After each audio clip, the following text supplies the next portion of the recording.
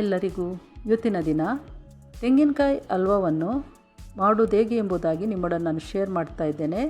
ಇದು south Indian ರೆಸಿಪಿಯಾಗಿದೆ. ಈಗ ಒಂದು ಕಡಾಯಿಯನ್ನು ತೆಗೆದುಕೊಂಡು ಇದಕ್ಕೆ ನಾನಿಲ್ಲಿ 4 ಟೇಬಲ್ ಸ್ಪೂನಷ್ಟು ಹೆಸರು ಬೇಳೆಯನ್ನು ಇಲ್ಲಿ ನಾನು ಹಾಕ್ತಾ ಇದ್ದೇನೆ. ಈಗ ಇದನ್ನು ನಾವು ಚೆನ್ನಾಗಿ ಫ್ರೈ ಮಾಡಿಕೊಳ್ಬೇಕು. ಇದು ಫ್ರೈ ಆಗುವಾಗ ನಾವು ಮೀಡಿಯಮ್ ಉರಿಯಲ್ಲೇ ಇದನ್ನು ಫ್ರೈ ಮಾಡಿಕೊಳ್ಬೇಕು. ಇದು ಕಪ್ಪಾಗೋದಕ್ಕೆ ನಾವು ಬಿಡಬಾರ್ದು. ಈಗ ಇದು ಫ್ರೈ ಆಗಿದ್ದು ಸಾಕು. ಈಗ ಇದನ್ನು ನಾನು ಮಿಕ್ಸಿ ಜಾರಿಗೆ ಹಾಕಿ ಇದನ್ನು ಚೆನ್ನಾಗಿ ಈಗ ಪೌಡ್ರ್ ಮಾಡ್ಕೊಳ್ತೇನೆ. ಈಗ ಇದು ಪೌಡ್ರ್ ಆಗಿದೆ. ಈಗ ಇದನ್ನು ನಾನು ದೊಡ್ಡ ಮಿಕ್ಸಿ ಜಾರಿಗೆ ಇದನ್ನು ಹಾಕ್ತಾ ಇದ್ದೇನೆ.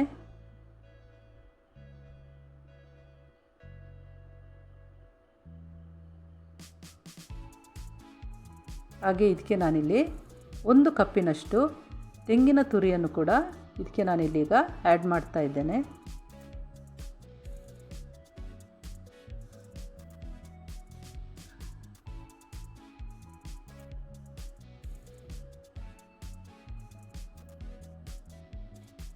ಹಾಗೆ ಇದಕ್ಕೆ ನಾನಿಲ್ಲಿ ಸ್ವಲ್ಪ ಏಲಕ್ಕಿಯನ್ನು ಕೂಡ ಸೇರಿಸ್ತಾ ಇದ್ದೇನೆ. ಒಂದು ವೇಳೆ ನಿಮ್ಮಲ್ಲಿ ಏಲಕ್ಕಿಯ ಪೌಡರ್ ಇರೋದಾದರೆ ಅದನ್ನು ಕೂಡ ಸೇರಿಸ್ಬೋದು. ಹಾಗೆ 1 ಟೇಬಲ್ ಸ್ಪೂನಷ್ಟು ಅಕ್ಕಿ ಹುಡಿಯನ್ನು ಕೂಡ ನಾನು ಸೇರಿಸ್ತಾ ಇದ್ದೇನೆ. ಹಾಗೆ ಇದಕ್ಕೆ ನಾನಿಲ್ಲಿ 1/4 ಕಪ್ಪಿನಷ್ಟು ನೀರನ್ನು ಹಾಕಿ ಈಗ ಇದನ್ನು ಚೆನ್ನಾಗಿ ನಾವು ಗ್ರೈಂಡ್ ಮಾಡಿಕೊಳ್ಬೇಕು. ಇದೀಗ ಗ್ರೈಂಡ್ ಆಗಿದೆ. ಈಗ ಒಂದು ಪಾತ್ರೆಯಲ್ಲಿ 2 ಟೇಬಲ್ ಸ್ಪೂನಷ್ಟು ತುಪ್ಪವನ್ನು ಹಾಕ್ತಾ ಇದ್ದೇನೆ. ತುಪ್ಪ ಬಿಸಿ ಆಗುವಾಗ ಇದಕ್ಕೆ ನಾನಿಲ್ಲಿ ಕಟ್ ಮಾಡಿಟ್ಕೊಂಡಂಥ ತೆಂಗಿನಕಾಯಿಯನ್ನು ಕೂಡ ಇಲ್ಲಿ ನಾನು ಸೇರಿಸ್ತಾ ಇದ್ದೇನೆ. ಇದನ್ನೀಗ ಸ್ವಲ್ಪ ನಾವು ಫ್ರೈ ಮಾಡಿಕೊಳ್ಬೇಕು.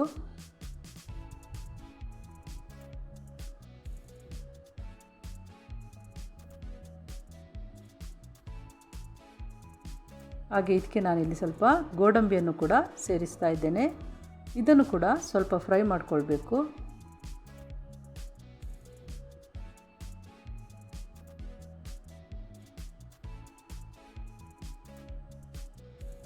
ಈಗ ಇದನ್ನು ಒಂದು ಪಾತ್ರೆಯಲ್ಲಿ ನಾನು ತೆಗೆದಿಟ್ಕೊಳ್ತಾ ಇದ್ದೇನೆ.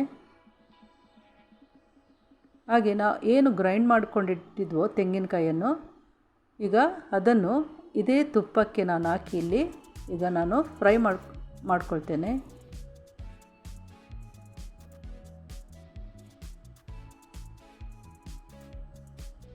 ಈಗ ಸ್ವಲ್ಪ ಸಮಯ ಇದನ್ನು ನಾವು ಫ್ರೈ ಮಾಡ್ಕೊಳ್ಳುವ ಮೀಡಿಯಮ್ ಉರಿಯಲ್ಲಿ.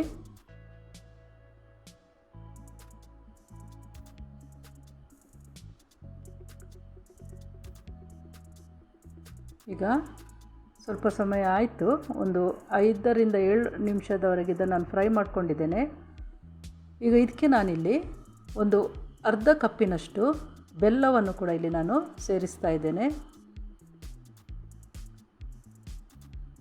ಈಗ ಇದನ್ನು ನಾವು ಚೆನ್ನಾಗಿ ಮಿಕ್ಸ್ ಮಾಡಿ ಇದನ್ನು ನಾವೀಗ ಫ್ರೈ ಮಾಡಿಕೊಳ್ಬೇಕು.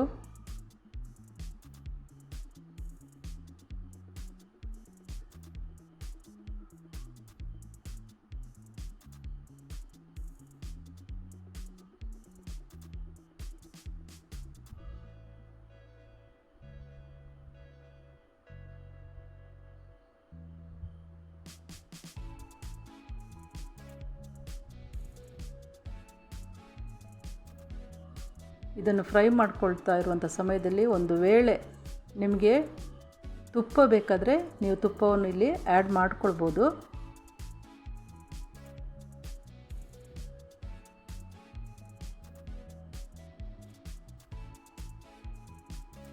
ಇದು ಪಾತ್ರೆಯನ್ನು ಬಿಟ್ಟು ಬಂದಿದೆ. ಅದಕ್ಕಾಗಿ ನಾನಿಲ್ಲಿ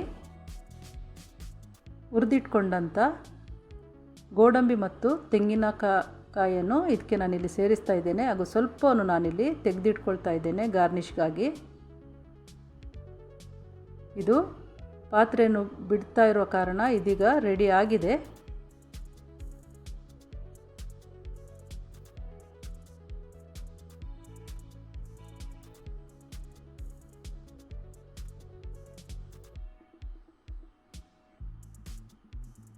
ಈಗ ಇದು ರೆಡಿ ಆಗಿದೆ. ಇದನ್ನು ನಾವು ಸರ್ವ್ ಮಾಡ್ಕೊಳ್ಬೋದು.